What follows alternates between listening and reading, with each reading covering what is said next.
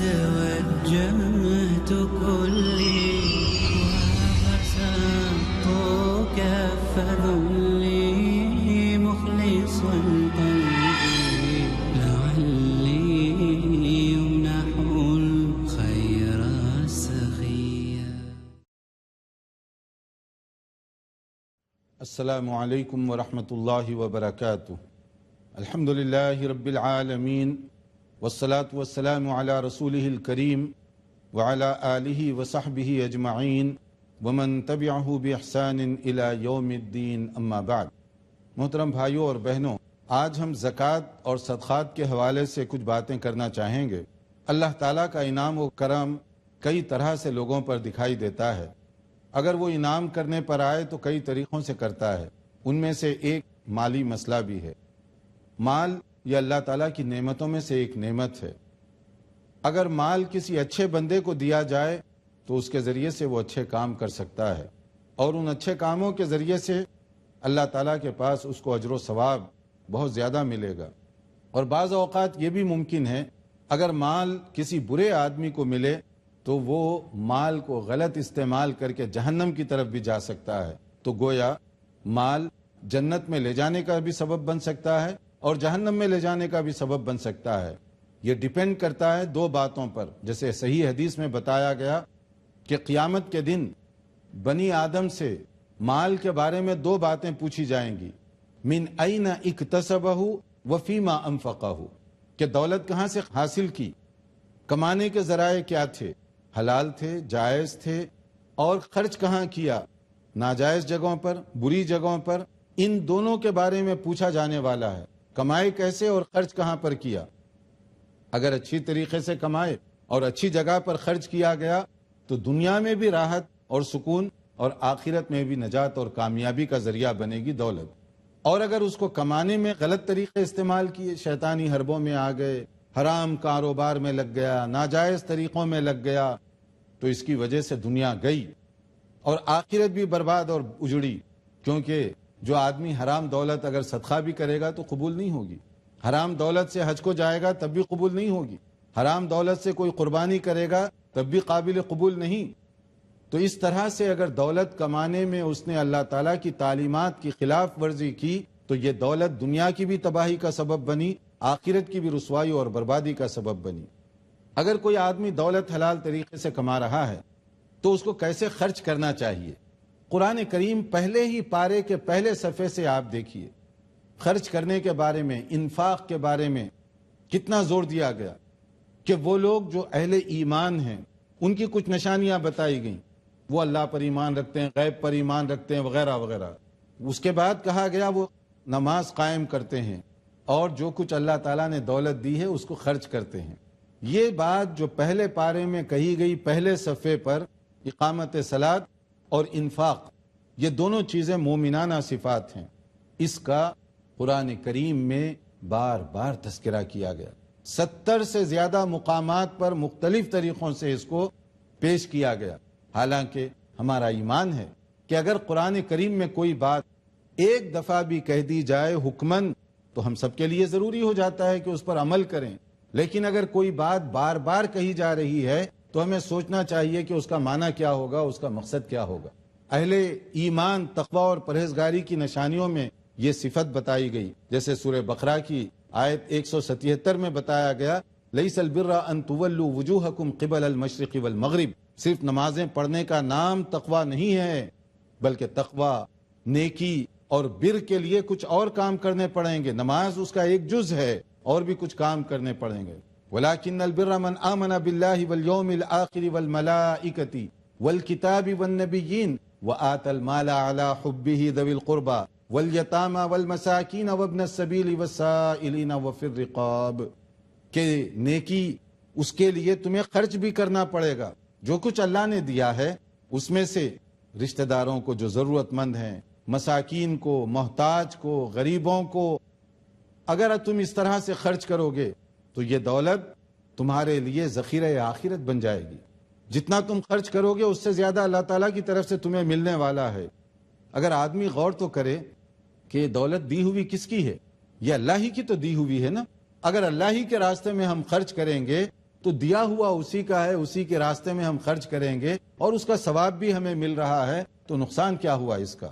غلطی اس وقت ہوتی ہے جب آدمی یہ سمجھے کہ یہ دولت میرے اپنے ذہانت سے یا اپنی اسکل ہنر سے میں نے حاصل کی ہے، پھر تباہی ہوتی ہے۔ یہ قارون کی صفت ہے جس کے اندر یہ طبیعت پیدا ہو گئی تھی۔ اس نے کہا تھا کہ دولت تو میری اپنی کمائی ہوئی ہے، دولت تو میری اپنی ہے، اللہ نے کب دی ہے دولت مجھے؟ میرے زور و بازو سے، میری صلاحیت سے میں نے دولت کمائی۔ اگر یہ تصور آ گیا تو شیطان آ گیا، اور یہ تصور جس طریقے سے قارون کو تباہ کر دیا، زمین پھٹی، دولت کے ساتھ اس کو دھسا دیا گیا تاکہ رہتی دنیا تک عبرت کی نگاہوں سے دیکھا جائے کہ جس نے یہ سمجھا تھا کہ دولت اللہ نے نہیں دی، میں نے اپنی طور پہ حاصل کی، اس کو کیسے دھسا دیا گیا۔ تو جو لوگ یہ سمجھتے ہیں کہ دولت ہم خود اپنی مرضی سے کماتے ہیں، اللہ کا اس میں کیا تعلق ہے، یہ زعم باطل ہے ان کا، یہ غلط خیال ہے ان کا۔ اور تجربہ بھی دیکھ لیجیے آپ، آدمی اپنے تجربے کو تو کم سے کم جھٹلا نہیں سکتا۔ دولت نہ علم کی بنیاد پر آدمی کما سکتا ہے، نہ ذہانت کی بنیاد پر۔ دولت یہ اللہ کا فیصلہ ہے، جسے چاہے جتنا چاہے وہی دیتا ہے۔ آدمی کوشش کر سکتا ہے لیکن ملے گا اتنا ہی جتنا اللہ نے اس کو مقرر کیا۔ تو کیا یہ عقل مندی نہیں ہوگی کہ اللہ کی دی ہوئی دولت اللہ ہی کے بتائے ہوئے طریقے پر ہم خرچ کریں؟ اللہ کے وہ بندے جو اس سے محروم کر دیے گئے، ان کے لیے ہم خرچ کریں، یہ ہماری بھی آزمائش ہے۔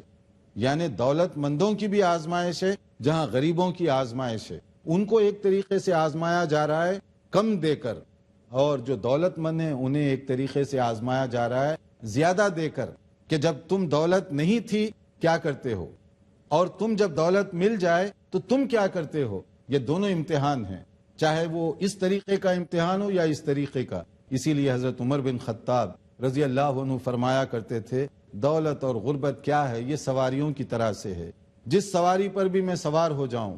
مطلب کیا ہے؟ دونوں آزمائش ہے۔ اگر تنگ دستی ہو تو وہ بھی ایک طرح کی آزمائش ہے، اور اگر بہت دولت مل جائے وہ بھی ایک طرح سے آزمائش ہے۔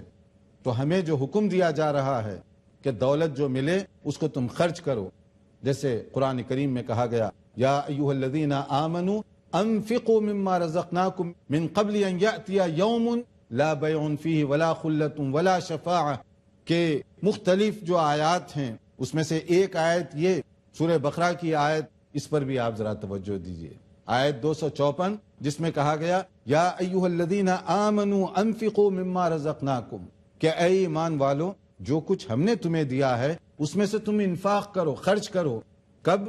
من قبل ان یأتی یوم لا بیع فیہ ولا خلۃ ولا شفاعہ، قبل اس کے کہ وہ دن آ جائے جس دن کسی کی دوستی کام آنے والی نہیں ہے، کوئی سفارش ریکمنڈیشن نہیں کرے گا وہاں پر، کوئی وہاں پر کسی کے اوپر مہربان نہیں ہوگا، ہر ایک کو نفسی نفسی کا عالم ہوگا، ہر ایک دوسرے سے ڈر رہا ہوگا کہ کہیں میری مدد نہ مانگ لے، کہیں مجھ سے نیکیاں نہ طلب کر لے، ہر ایک چاہے گا کہ میری نجات ہو جائے، میری مغفرت ہو جائے۔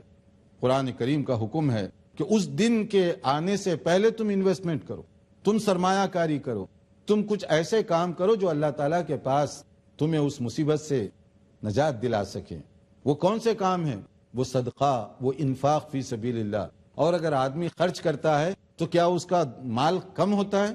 جیسے کہ شیطان دھوکہ دیتا ہے، الشیطان یعیدکم الفقر، کہ شیطان آ کر یہ کہتا ہے نہ خرچ مت کرو، اس لیے کہ تم خرچ کرو گے کنگال بن جاؤ گے، فقیر بن جاؤ گے، محتاج بن جاؤ گے، تمہاری بیوی ہیں، بچے ہیں، گھر بار ہیں، زندگی کے مسائل ہیں، ایسے ہی دیتے رہیں گے تو کیسے کام بنے گا؟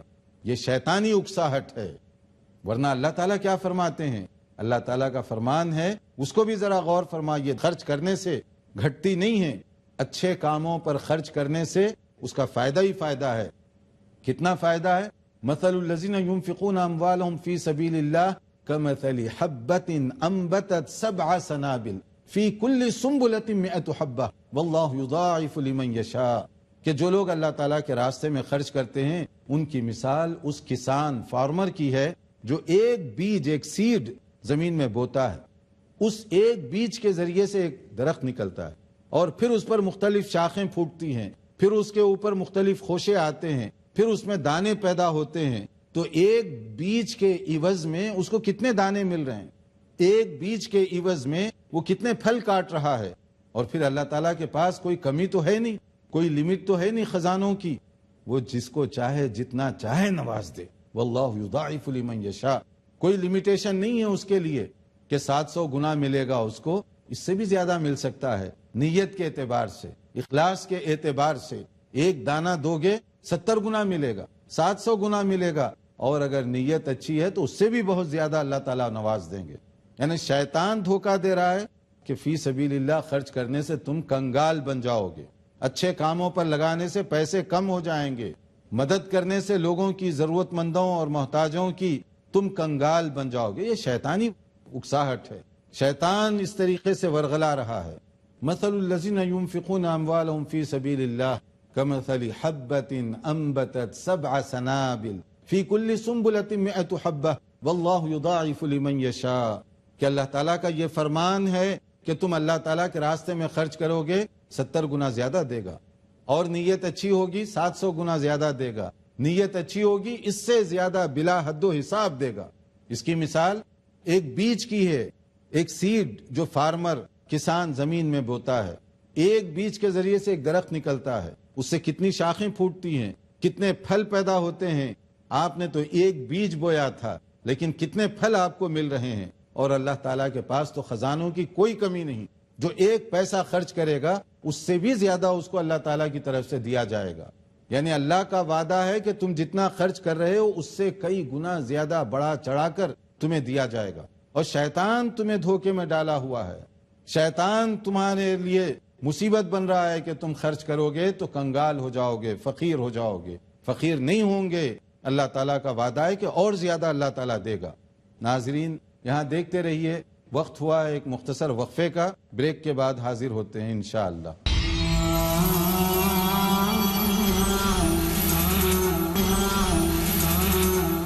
ناظرین وقفے کے بعد دوبارہ آپ کی خدمت میں حاضر ہیں. دولت اللہ کی نعمت ہے، اس کو اگر جائز طریقے سے کمائیں اور اچھے راستوں پر خرچ کریں تو دنیا اور آخرت کی کامیابی کا یہ ذریعہ بن سکتی ہے.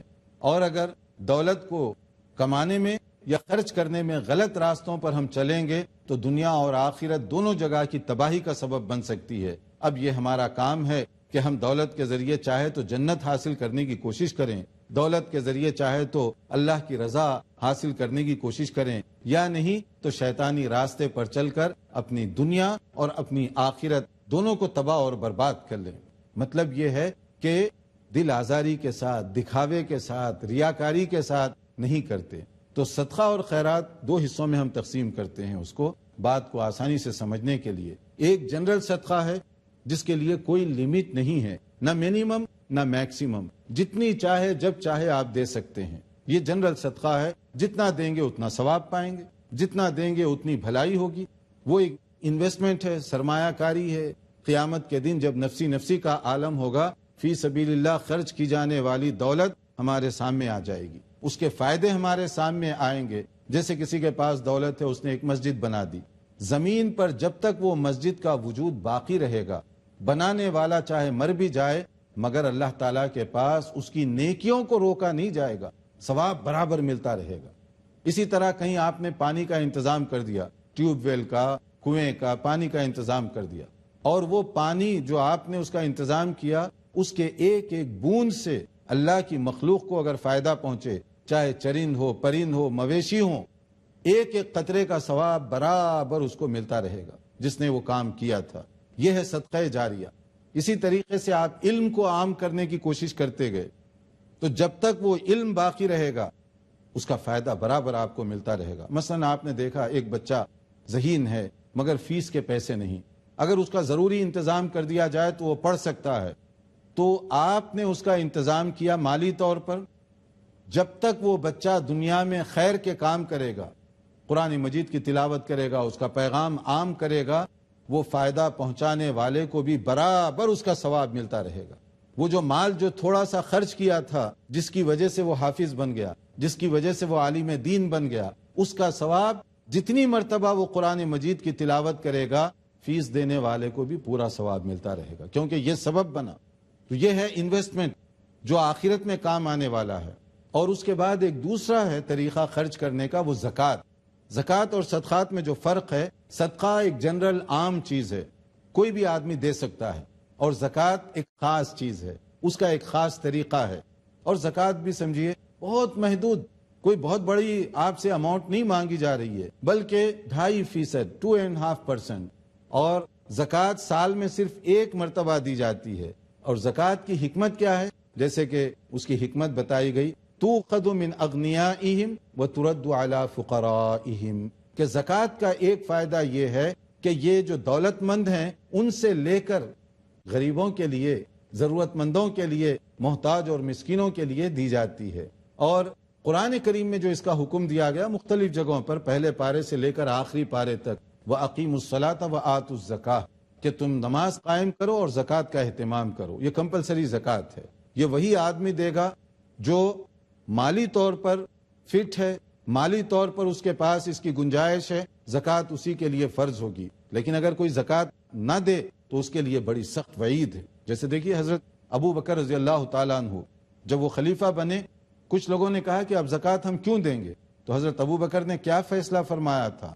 وَاللَّهِ لَأُقَاتِلَنَّ مَنْ فَرَّقَ بَيْنَ الصَّلَاةِ وَالزَّكَاةِ، اللہ کی قسم اگر کسی نے صلاۃ اور زکوٰۃ میں فرق کیا تو میں اس کے خلاف قتال کروں گا، کیونکہ یہ بھی اللہ کا حکم ہے اور یہ بھی اللہ کا حکم ہے۔ ایک حکم پر آپ عمل کرنا چاہتے ہو نماز پڑھ کر، اور دوسرے حکم سے اپنے آپ کو پیچھا چھوڑانا چاہتے ہو، جبکہ وہ بھی اللہ تعالیٰ کا حکم ہے، میں اس کے خلاف اعلان جنگ کروں گا، اور اگر چھوٹی بھی رقم ہوگی تو میں اس سے لے کر رہوں گا زکوٰۃ کے مسئلے میں۔ یعنی زکوٰۃ اسلام کا حکم ہے، قانون ہے، اس کے اندر کوئی آپ کے میرے لیے اختیار نہیں دیا گیا، چاہے تو زکوٰۃ دے دیں چاہے تو نہ دیں، یا جتنا چاہے مرضی ایسے ہی لمسم دے دیں، نہیں، زکوٰۃ کا ایک باقاعدہ اماؤنٹ ہے، اور اس کی باقاعدہ مد مقرر کی گئی کہ کہاں اس کو خرچ کریں گے، کیسے خرچ کریں گے۔ زکوٰۃ کا مسئلہ اتنا سیریس ہے، بعض علماء کرام نے تو یہاں تک کہا اگر کوئی آدمی زکوٰۃ اس پر فرض ہو چکی تھی، یعنی سال گزر گیا، موت آ گئی، زکوٰۃ نہیں دیا تھا، وہ موت آ گئی، تو وہ فرماتے ہیں کہ اس کی وراثت تقسیم ہونے سے پہلے، رشتہ داروں کو وراثت دینے سے پہلے زکوٰۃ کی جو رقم ہے وہ نکال لی جائے گی، کیونکہ زکوٰۃ فرض ہو چکی تھی، اس نے ادا نہیں کیا تو وہ برابر اس سے نکالی جائے گی، کیونکہ یہ اللہ کا حق ہے اور اس نے ادا نہیں کیا تھا۔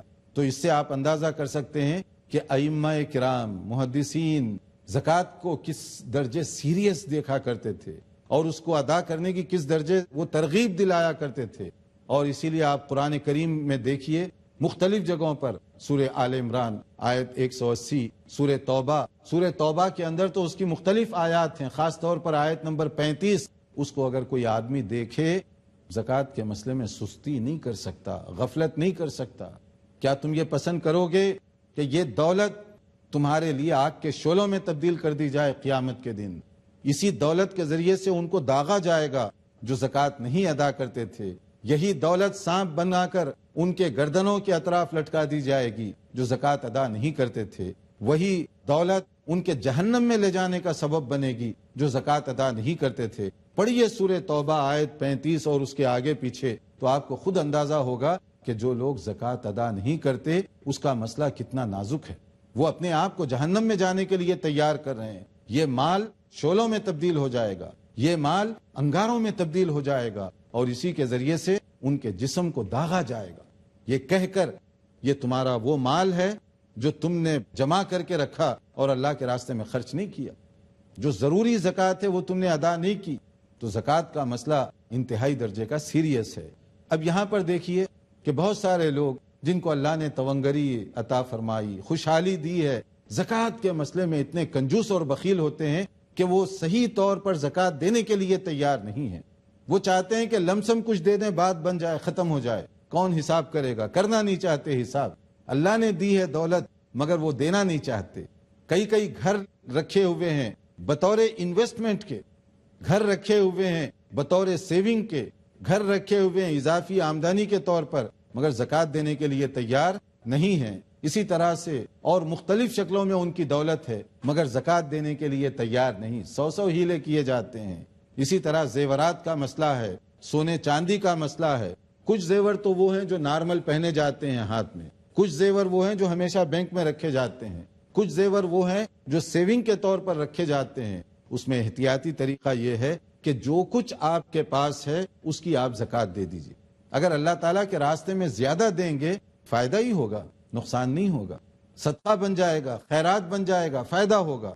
لیکن جو لوگ بہت ناپ تول کر دینا چاہتے ہیں، مان لیجئے کہ اگر آپ کے $40 زکوٰۃ بنتی ہے اور آپ $38 دیں گے تو $2 کی کمی کی وجہ سے آپ کو آخرت میں نقصان اٹھانا پڑے گا. لیکن اگر کوئی 40 کی جگہ 42 دیتا ہے، $2 زیادہ دیتا ہے، تو وہ صدقہ بن جائے گا، وہ نفل ہو جائے گا، وہ آپ کے لیے باعث اجر و ثواب بن جائے گا. تو اللہ کی دی ہوئی دولت کو اس طرح ناپنے کے بجائے تھوڑا سا زیادہ دے دیا کریں. اسی طرح خواتین بہت دل اپنا چھوٹا کرتی ہیں، اپنا جو زیور ہے سونا چاندی اس پر کون دے گا، کتنا دے گا، ہر سال دینا پڑے گا، 100 بہانے کرتی ہیں. ان کو یہ سوچنا چاہیے کہ اسی دنیا میں ایسی بہت سی عورتیں ہیں جن کے پاس 2 جوڑے کپڑے بھی میسر نہیں ہیں. کیا یہ اللہ کا فضل و کرم نہیں کہ اللہ تعالیٰ نے آپ کو اتنا خوشحال بنایا ہے؟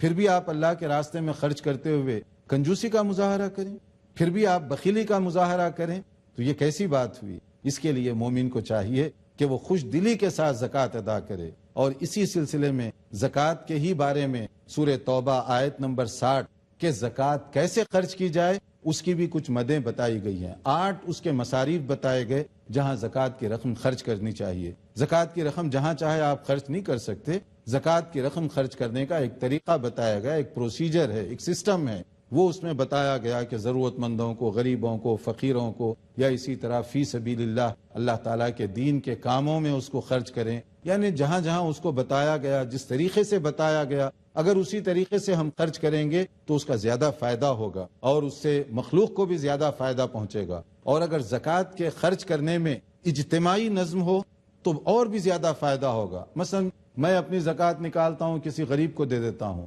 آپ اپنی زکوٰۃ نکالے کسی غریب کو دے دیے، بلا شک و شبہ زکوٰۃ تو ادا ہو جائے گی، مگر اس کا جو جنرل فائدہ ہونا چاہیے وہ اتنا فائدہ نہیں ہوگا. لیکن ہم سب مل کر اکٹھے زکوٰۃ ایک جگہ رکھیں اور اس کو باقاعدہ ایک سسٹم کے تحت، جیسے بیت المال ہے، ایک سسٹم کے تحت پھر اس کو خرچ کرتے ہیں اجتماعی زکوٰۃ، اس کا زیادہ فائدہ ہوگا. اس سے صحیح پلاننگ کی جا سکتی ہے، کیونکہ زکوٰۃ کا مقصد یہ ہے کہ معاشرے سے غربت اور تنگ دستی کا خاتمہ ہو. اس کے لیے پلاننگ ضروری ہے، اور پلاننگ اجتماعی طریقے سے ہو سکتی ہے، اجتماعی طریقے سے بہترین نظم بن سکتا ہے. تو گفتگو کا خلاصہ یہ ہے کہ دولت دی ہوئی اللہ تعالیٰ کی ہے، اس کے ذریعے سے ہم چاہے تو جنت حاصل کریں، چاہے تو جہنم کا راستہ اختیار کریں. اگر ہم دولت کو صحیح معنوں میں حاصل بھی کریں حلال طریقوں سے اور صحیح جگہوں پر خرچ کریں، چاہے صدقہ و خیرات کی شکل میں ہو یا زکوٰۃ کی شکل میں ہو، اس پر ہمیں خاص توجہ دینی چاہیے. خاص طور پر زکوٰۃ کا مسئلہ بہت زیادہ سیریس ہے،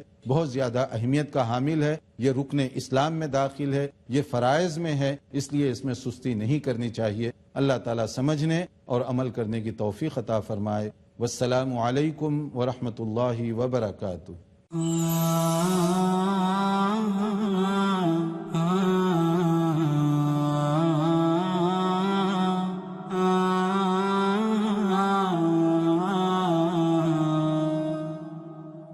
Yeah.